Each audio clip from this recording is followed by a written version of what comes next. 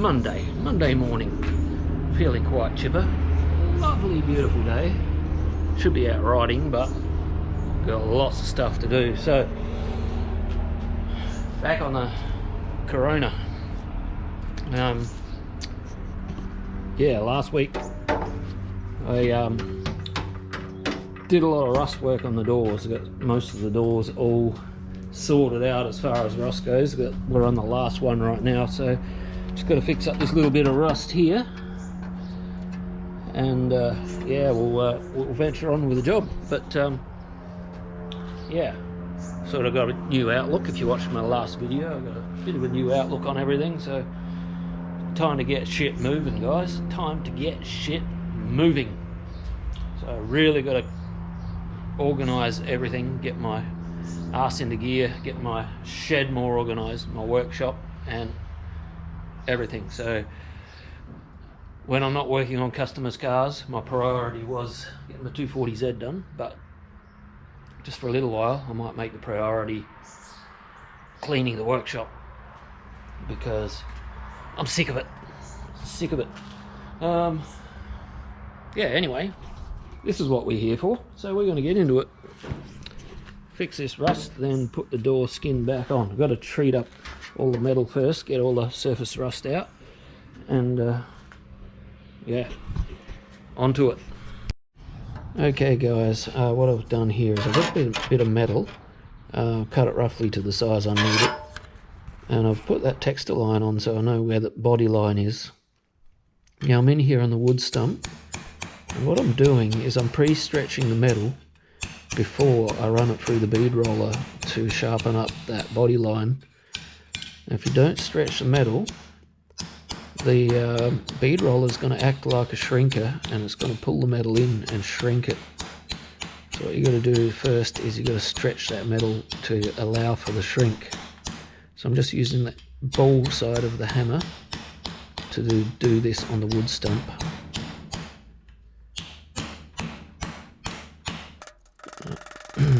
Okay, decide I'm going to get it as close to possible in shape on the anvil before I feed it through the bead roller. That's going to make work on the bead roller a lot easier.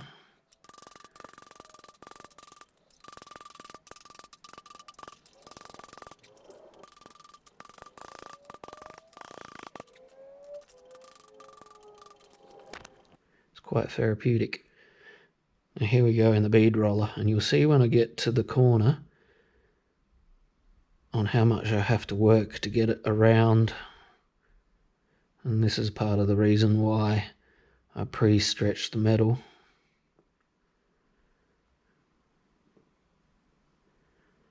You'll see in a second how close I got it in to the shape when I put it on the actual door. But first I'm just going to tidy it up a bit more with the hammer. Okay, as you can see, yeah, I've got those lines pretty shaped, so it didn't pull out of shape with the bead roller. I'm just tidying it up, making it a bit sharper with the chisel.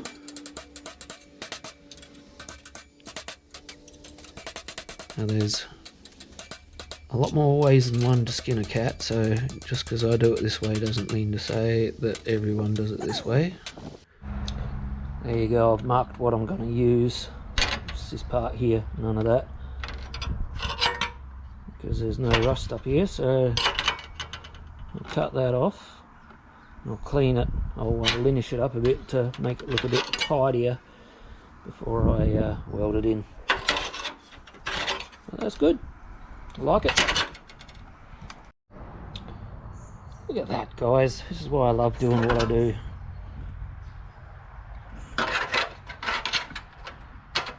It's just simple things in life. Yeah. Lunchtime. There we go, guys. It's all welded in and tidied up. Just a little tiny skimmer filler across the top of that. We'll smooth that out nicely. You can barely feel it with your fingers, so quite good. Tidy repair, if I don't say so myself. So now I've got to flip the door back over now and sandblast all the surface rust off so I can put the skin back on. Hey guys, Tuesday afternoon. Yes, and I'm only just starting on the Corona for the day because I've been working on the XR for the first part of the day, but that's about done. So back into the Corona for a few hours before knockoff. So yesterday I got the door all done and the skin welded back on, so that's a bonus. Today I'm going to start work on this sill panel down here that's kind of rusty and stuff. So I've got here, I've got a couple of pieces of tape, one there and one back there, and I've marked where the folds are.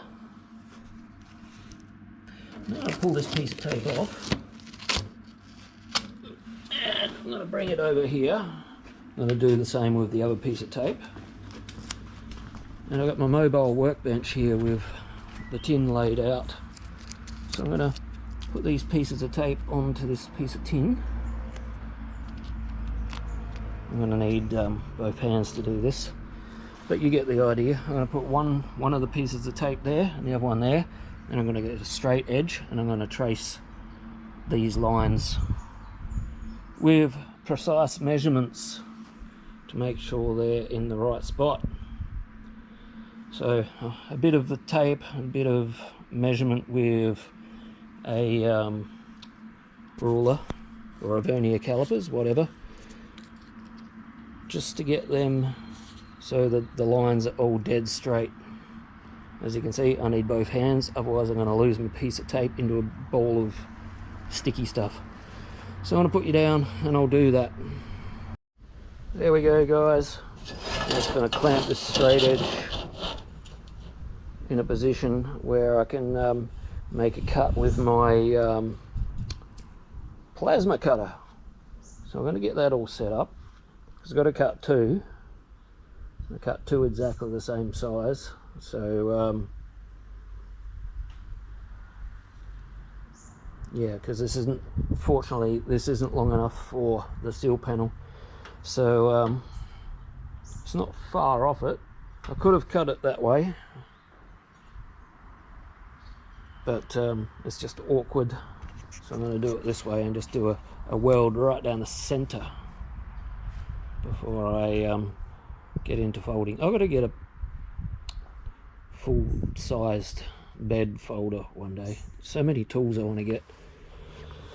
I'm thinking that my next upgrade though will be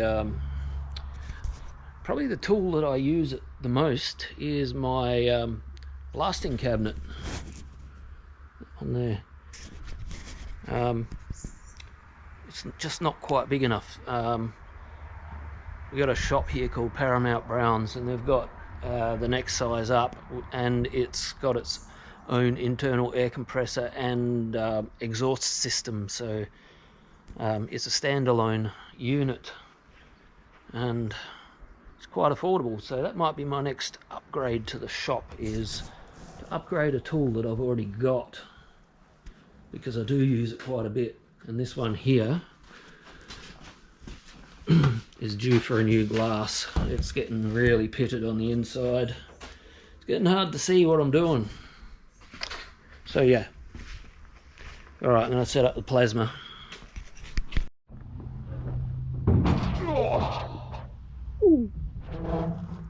So because I've got the workpiece on the back of the bed of the 620 here, I don't want any power surges going through the car and burning anything out like coils or whatever, so I disconnected the battery,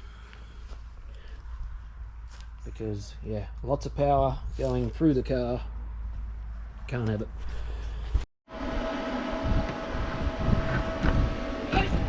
Nearly lost you.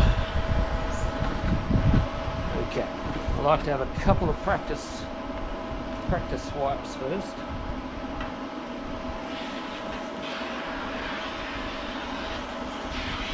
Right, that's pretty straightforward.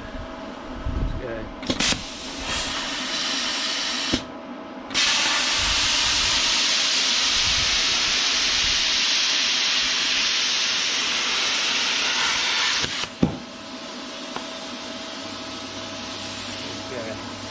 Simple as that.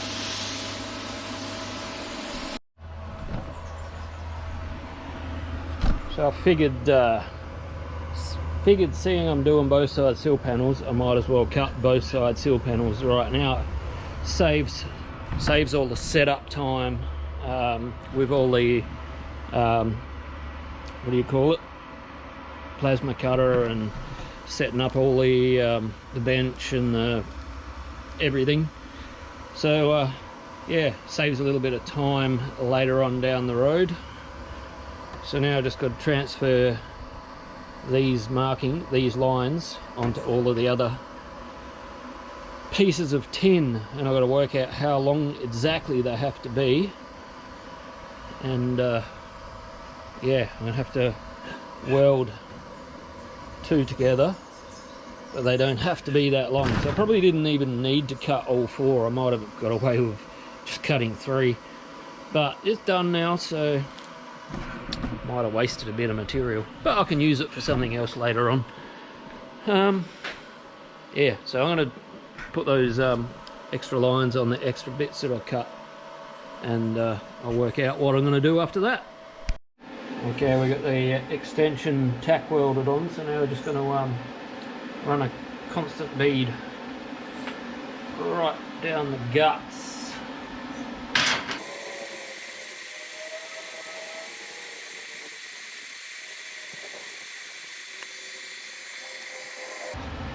There we go. It's going to shrink, so I'm going to turn it over and give it a bit of a plenish to stretch it back out again.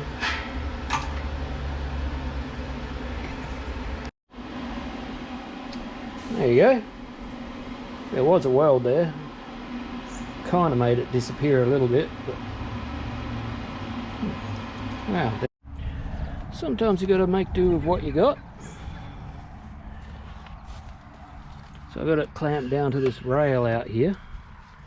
Now I'm just going to fold over the edge on the rail. I'm going to probably anchor it on either corner so it can't move backwards and forwards, and then I'll slowly work my way along. Now, this battery is nearly flat in this GoPro, so we'll see how we go. We'll just do a little bit.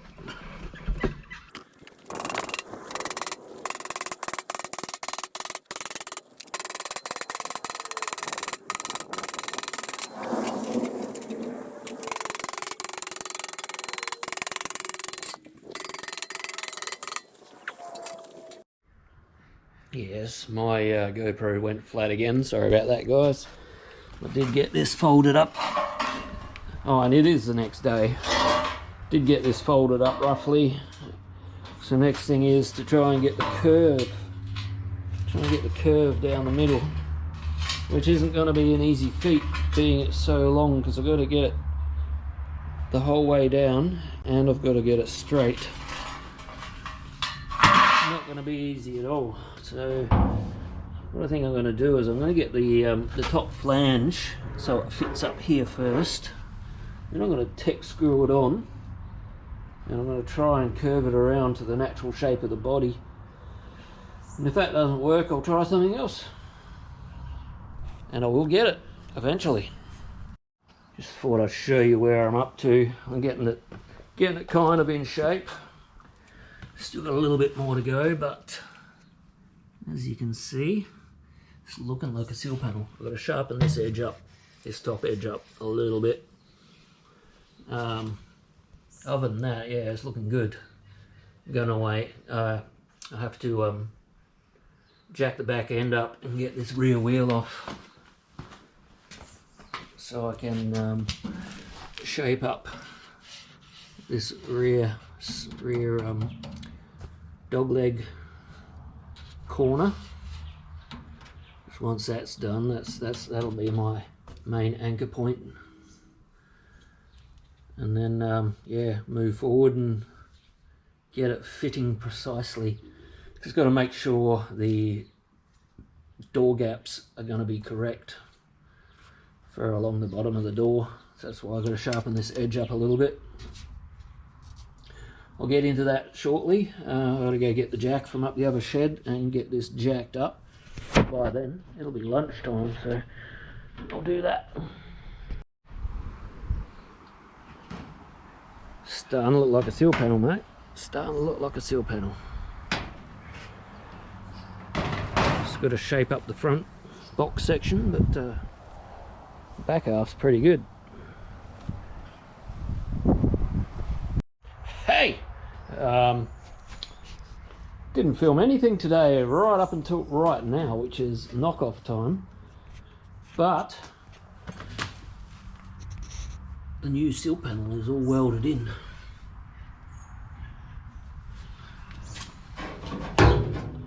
Sorry I didn't film much of it, but it's looking good. Still got to fix this part up the front, which I will do very soon, but tomorrow is Friday, I think, which means I have to do some work on another car. So that's it for this week on the Corona. So yeah, we'll be back on it again next week. So until then, don't forget to like and subscribe and all that shit, and we'll see you then.